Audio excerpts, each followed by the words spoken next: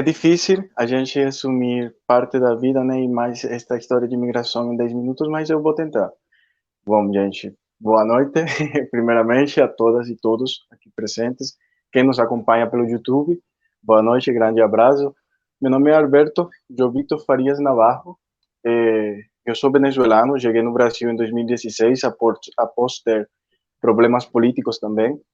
Eu era dono de açougues com minha mãe, a gente chegou a ter uma rede de 3 açougues e de um dia para o outro foi tomado. Tive que vir para o Brasil com uma mala de roupas e uma mochila de dinheiro, porque literalmente era uma mochila de dinheiro, mas quando a gente chega na fronteira, viraram R$ 175. Então, eu tive minha passagem para chegar até Manaus. Chego a Manaus, não falo português, sabe? Não conheço ninguém. E tem uma galera na parada de ônibus Dom Bosco. Anteriormente, ali era só ambulantes, agora acho que virou camelô. E eu me integrei com eles. Tinha uma tia lá, a Luísa, e ela me emprestou R$ 50. Nunca vou esquecer. Comprei 40 bananas, um pote para levar as bananas e R$ 5 de troco. E eu saí de Venezuela um domingo, cheguei em Manaus uma quarta, e me lembro que eu cheguei às 3 horas da tarde com fome, não tinha comido nada, não tinha dinheiro. De 3 da tarde até às 5, 6, eu já tinha recuperado a inversão, sabe? Aqueles R$ 40. E eu falei, nossa, que maravilha. E esse dinheiro aqui vale mais que o meu, porque na Venezuela estava aquela crise, é igual como fala a Jolis, em 2016, todo mundo pensa que começa a nossa crise, mas nossa crise, na verdade, não era visível na América Latina, a crise venezuelana, porque a Venezuela vem se deteriorando desde há muito tempo, desde 2007 que vem se deteriorando. E bom, esse foi meu primeiro dia, meus primeiros dias no Brasil, em Manaus. Eu fiquei um ano em Manaus. Em Manaus tive a sorte de conhecer o padre Ronison Braga, que é um padre jesuíta.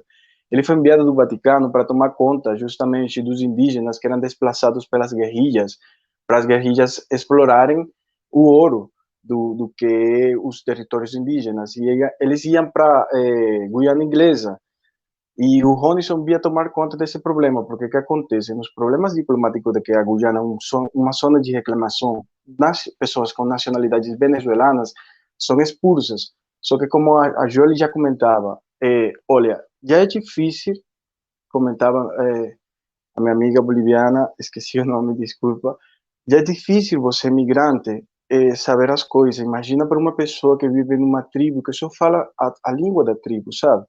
Então, o que se via muito? Casos de exploração, indígenas trabalhando por R$ 5, sabe? 12 horas por R$ 5 saíam felizes porque eles não sabiam que isso era R$ 5. Então, o Ronison vem tomar conta, tive a sorte de conhecer ele no primeiro dia que ele chega em Manaus. Em 2017, a crise se generaliza, por assim dizer, aumenta muito a crise venezuelana, e ele passa a tomar conta do que é a crise em geral, ali em Boa Vista. E a proposta foi simples.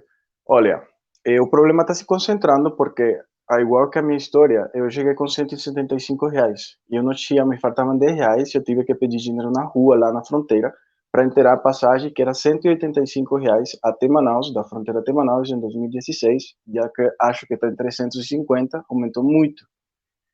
Mas todo mundo chega assim. Então, até onde dá a passagem, a gente vai.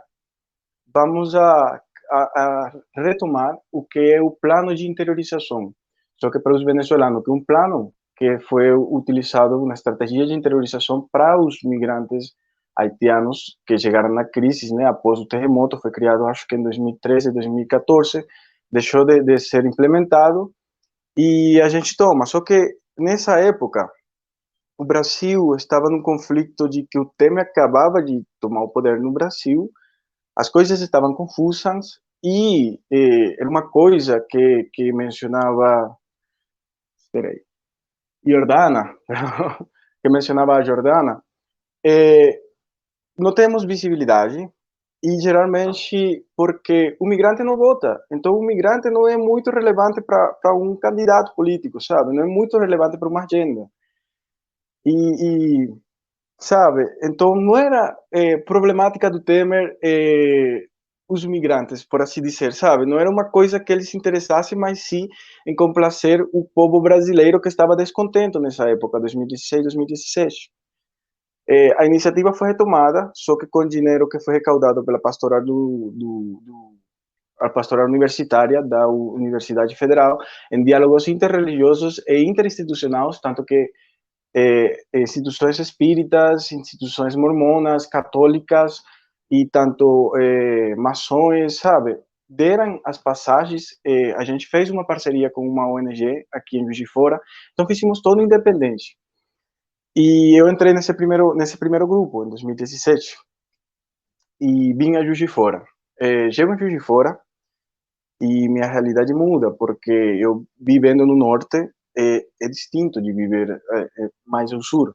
No norte, mesmo para os brasileiros, tem muita pobreza, muita necessidade, sabe? Muita falta de oportunidade. Eu moro em Manaus. Manaus é um dos maiores polos industriais da Latinoamérica e tem muito desemprego, muita pobreza, sabe? E não é diferente para os migrantes. Então é difícil. Tem uma coisa também que eu queria ressaltar, que quando você chega como um migrante, que geralmente é encapsulado num grupo, e você diz, Alberto Farias, eu sou refugiado, eu tenho status de refugiado.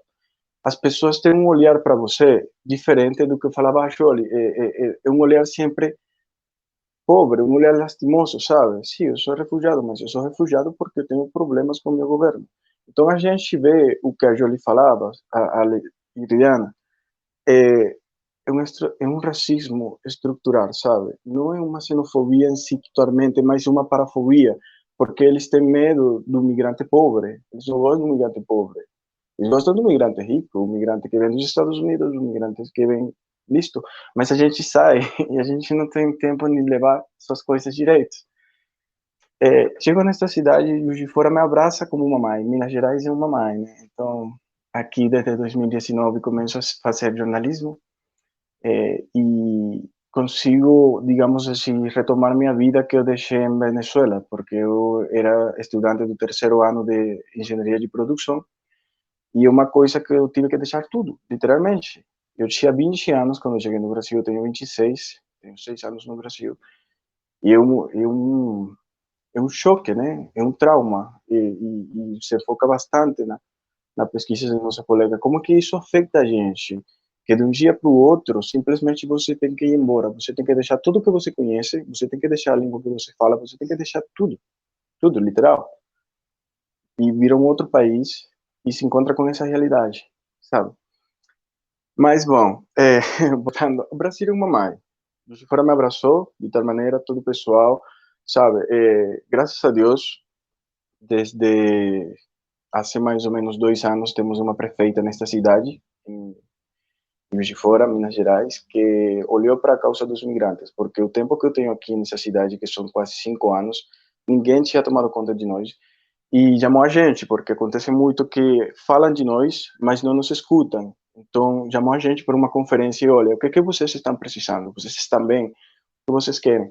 Depois da primeira conferência, levantadas as propostas e necessidades da comunidade, a gente faz o decreto de lei 14.900, do 7 de dezembro de 2021, que é o primeiro decreto de lei histórico, isto, né, na cidade, para políticas públicas para migrantes, refugiados, apátridas e retornados da cidade de Juiz de Fora. Estamos um comitê, estamos criando o plano, o texto base do que é o que vai ser nossa política, mas estamos avançando, sabe? Enquanto a revalidação de diplomas é uma coisa que é muito importante, porque as pessoas, igual eu falei, eu não consegui terminar minha carreira, mas a Girdana conseguiu. E uma pessoa que estudou, uma pessoa que tem toda a capacidade de exercer, mas por coisas burocráticas não consegue. Hoje em dia temos muito problema em referência a isso. Já dimos um passo, conseguimos que a UFJF validar, então é um grande passo. Conseguimos que seja perdão, que seja, digamos, cobridos os gastos, né, de validação, são totalmente gratuitos. Mas ainda não conseguimos com que a grande problemática que temos são o apostilhamento da área, sabe? O governo da Venezuela não dá o apostilhamento, então as pessoas não têm internacionalmente reconhecidos os documentos, mesmo que as pessoas sejam totalmente capacitadas. Então, ainda é caminho por recorrer. A gente dá um passinho, mas ainda não acabou. Vamos na frente. Conseguimos isso, mas vamos continuar. Vamos continuar. E é basicamente isso, gente, para não me estender muito. É muito difícil a gente comprimir todas essas experiências de vidas em 10 minutos, mas muito obrigado.